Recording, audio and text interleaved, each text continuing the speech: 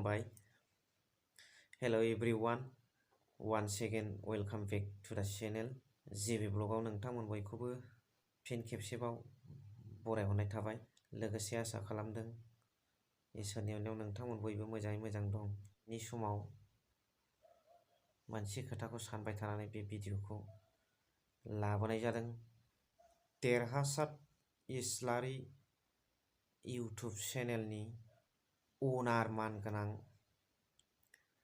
आदा देरहासात इस्लारि बिथांनिसिम आङो साबायखर बावो। लोगोसे बिथांनि टीम बेवहाय अफिसारनिबो कन्ट्रिबिउसन दं।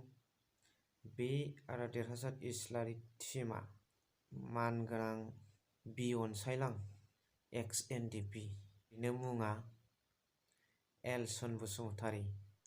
बिथाङा बर' जाथिनि थाखाय दावहारु महरै हाबा मावनानै म्यानमाराव थाबोदोंमोन। दा बिथांखौ न'सिमहाय म्यानमारनिफ्राय बड'लेण्डआव बिथांनि टीमा लानानै फैबाय। बेनिखायनो आङो आदा देरहासात इस्लारि अफिसार आरो बिथांनि टीमनिसिम आंनि गोसो गोरबोनिफ्राय रोजा रोजा साबायखरखौ बावदों। नैबे मोनसे खोथाखौ आङो बिथां आदा देरहासात इस्लारिनि सायाव बुंनो सानबाय थाखादोंमोन। नाथाय आङो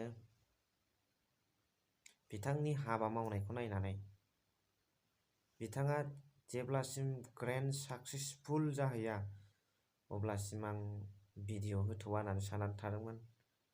नाथाय बिथांनि माखासे गोख्रों गावखौ बावसोमनानै हाबा मावनायखौ नुनानै आङो थानो हायैनि बे भिडिअआव बिथांखौ आङो मोनसे थेंक्स बा बाख्नायनो लुबैदों। बिथाङा बुंनायल' नङा, हाबा मावनानै दिन्थिदों। वाक कालचारनि गेजेरजोंसो हाबा मावनायनि गेजेरजोंसो जोंनि माखासे मावथांखिफ्रा जाफुङो। बिथाङा जे सारा XNDPनि मुंख्लं जानाय सुबुंफोरखौ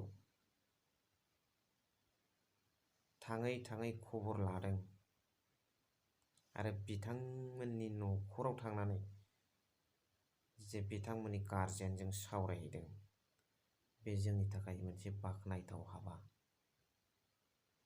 बर' जाथिनि गेजेराव जे बेबादि सासे जाथिनि थाखाय बावसोमनानै हाबा मावग्रा मुंख्लं बिथांमोनखौ जे नागिरनाय डाटा कालेक्शनफोरबादि हाबा मावदों, बे जोंनि थाखाय जोबोद गोग्गाथाव आरो बाख्नायथाव। बेनिखायनो आङो बिथां आदा देरहासात इस्लारिखौ कथि कथि आङो सालाम खालामो, सेलुट खालामो आरो बिथांनिसिम आंनि खुलुमनायखौ जासिहरो। आरो अबंलावरिनाव आङो आर'ज गाबो जे बिथांनि बे जाथिनि फारसे हाबा मावनायाव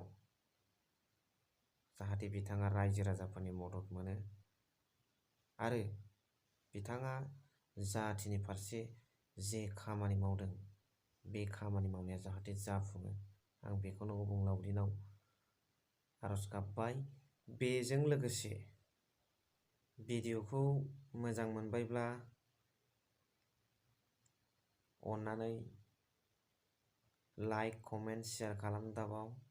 लोगोसे जायफोर बिथांमोना आंनि चेनेलाव गोदान, बे बिथांमोना चेनेलखौ साबस्क्राइब खालामनो हागोन। लोगोसे खनानि बेल आइकनखौ थुनो हागोन। थेंक इउ भेरि माच फर वाचिं। लाभ इउ अल।